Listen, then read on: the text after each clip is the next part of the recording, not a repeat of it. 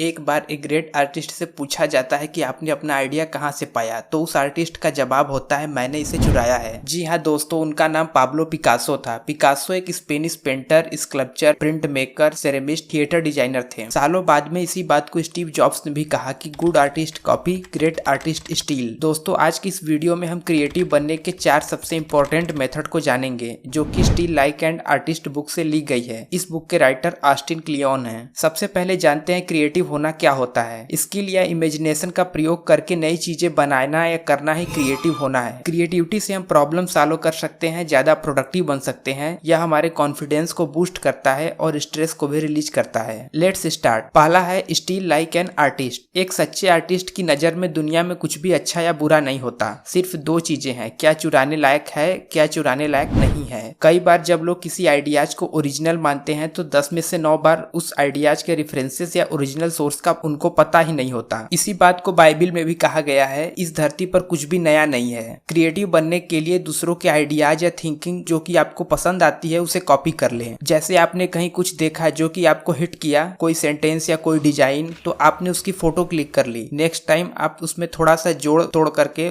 उसे अपने through release कर सकते हैं। अब मैं आपको एक इंपॉर्टेंट कॉन्सेप्ट बताता हूँ, जेनियोलॉजी ऑफ आइडियाज, यानी एक्चुअल में आइडियाज आते कहाँ से हैं। आप अपने स्क्रीन पर 2 पैरेलल लाइन देख रहे हैं। अब मैं आपसे पूछूं कि यहाँ कितने लाइन ड्रा हैं, तो जवाब होने चाहिए टोटल 3 लाइन। कैसे? 2 ब्लैक लाइनें और उनके बीच एक व्हाइट कलर की लाइन, जिसे कि ड्रॉ नहीं किया गया है। एक और एग्जाम्पल, एक बच्चा जो कि अपने माता पिता से पैदा होता है, वह पूरी तरह से उनकी तरह नहीं होता, बल्कि वह अपने माता पिता के फीचर्स को लेते हुए थोड़ा अलग यूनिक होता है। उसी तरह हर नई या ओरिजिनल माने जाने वाले आइडिया अपने पास्ट में आए हुए आइडिया का रिमिक्स या मैसअप होता है। इसलिए यदि आपके आइडियाज या डिजाइन कुछ भी ओरिजिनल नहीं है तो इस बात की बिल्कुल चिंता मत कीजिए। एक्चुअली में लोग कॉपी करके ही स्टार्ट करते हैं। अगर आपको नहीं मालूम कि लाइफ में कोई चीज कैसे करनी है, तो उस फील्ड के अपने हीरो को कॉपी करना स्टार्ट कीजिए। जब आप दूसरों को कॉपी करने लगते हैं तो आप धीरे धीरे अपने आप को भी फाइंड कर लेंगे। अब यहाँ आपको एक कंफ्यूजन हो सकती है कि जब आप किसी को कॉपी करने लगेंगे तो लोग कहेंगे कि आपका काम ओरिजिनल नहीं है। जी बिल्कुल, इसलिए इसे याद रखिए कि आपको 1-2 नहीं बल्कि कई हीरोज से थोड़ा थोड़ा कॉपी करना है। इससे आपका काम और आइडिया बिल्कुल ओरिजिनल लगेगा। एक आर्टिस्ट ऐसे ही स्टील करता है। जैसा कि बास्केटबॉल स्टार कोबे ब्रायंट कहते हैं कि उनका कोई मूव नया नहीं है। वह कोर्ट पर अपने हीरो को खेलते देखते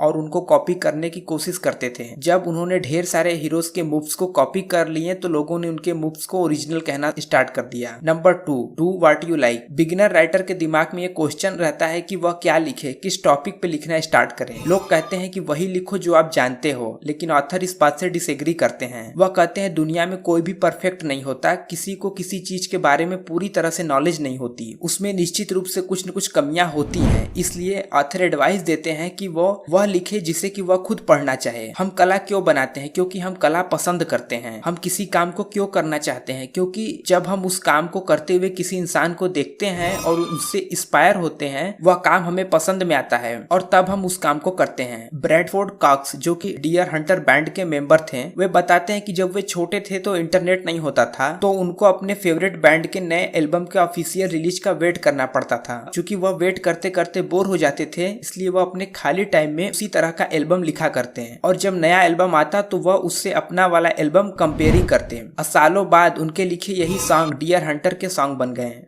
क्रिएटिविटी इज सब्सट्रैक्शन। क्रिएटिविटी के फील्ड में रिस्ट्रिक्शंस लगा देने से क्रिएटिविटी और निखर के सामने आती है। तो सवाल उठता है किस टाइप का रिस्ट्रिक्शंस? जैसे आधे घंटे में एक स्टोरी लिख देना, टूटे फूटे कबाड़ से कोई चीज बिल्ड करना, सिर्फ एक कलर से पेंटिंग करना, बिना कैपिटल के बिजनेस स्टार्ट करना, अपने दोस्तों के साथ स्मार्टफोन के जरिए कोई शॉर्ट मूवी शूट करना, एक्सेट्रा। इन सभी एग्जाम्पल में कुछ न कुछ लिमिटेशंस हैं। ऐसे ही आर्टिस्ट अपने काम में कुछ रिस्ट्रिक्शंस लगा करके अपने काम को और बेटर बनाते हैं। जैसे डॉक्टर सीयूस से किसी ने बेट लगाया कि आप सिर्फ 50 शब्दों में कोई कहानी नहीं लिख सकते। बस उन्होंने लिखना स्टार्ट कर दिया और कई स्टोरीज लिखी। उसमें से एक जो बहुत फेमस हुई उसका नाम है ग्रीन एग एंड हैम। तो दोस्तों, बहाने मत बनाओ कि मेरे पास यह नहीं है वो नहीं है। अब मैं आपको एक चैलेंज देता हूँ। आपके पास जिस भी चीज का भाव हो आप उसे रिस्ट्रिक्शंस मान लें और चैलेंज ले कि मैं उसके बिना ही अपना काम करूंगा। तो इसके बाद जुगाड़ लगाएं, अपना दिमाग चलाएं कि ऐसा कैसे करना है। कुल मिलाकर के रुकिए मत, अपना काम स्टार्ट कर दीजिए और काम को बेस्ट बेस्ट से बेस्ट बनाते जाइए। नंबर 4,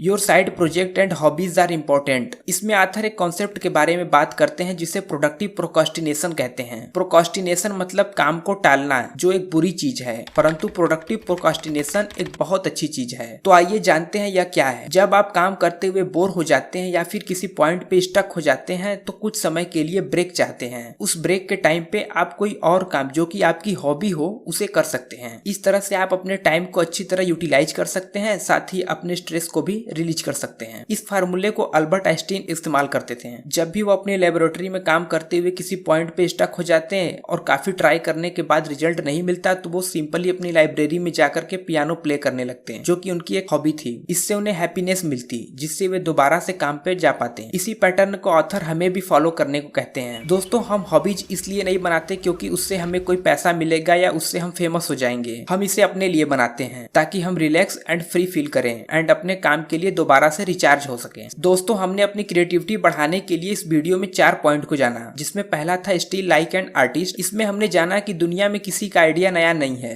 लोग एक दूसरे का कॉपी करके ही कुछ न कुछ करना स्टार्ट करते हैं और बाद में वे अपने आप को फाइंड कर लेते हैं। सेकेंड पॉइंट था do what you like. Life में वही काम करें जिसमें कि हमारा मन लगे। थर्ड था क्रिएटिविटी इज सब्सट्रैक्शन। इसमें हमने जाना कि अभावों को अपना रिस्ट्रिक्शंस मान लें और उसके बिना ही काम स्टार्ट करें। एंड लास्ट था your side project and hobbies are important. Hobbies आपको हैप्पी फील कराते हैं, आपके अंदर एनर्जी भरते हैं, इसलिए आप भी कोई न कोई हॉबी फॉलो करें। दोस्तों, कमेंट करके बताएं कि आपको ये वीडियो कैसा लगा। अगर आपने कुछ नया सीखा हो तो इस वीडियो को लाइक करें, इसे शेयर करें अपनी फैमिली एंड फ्रेंड के साथ। अगर आप इस चैनल पे नए हैं तो चैनल को सब्सक्राइब करें और बेल के आइकन को जरूर क्लिक करें ताकि मैं जब भी नया वीडियो अपलोड करूं आप तक सबसे पहले नोटिफिकेशन पहुंचे। And finally, thanks for watching.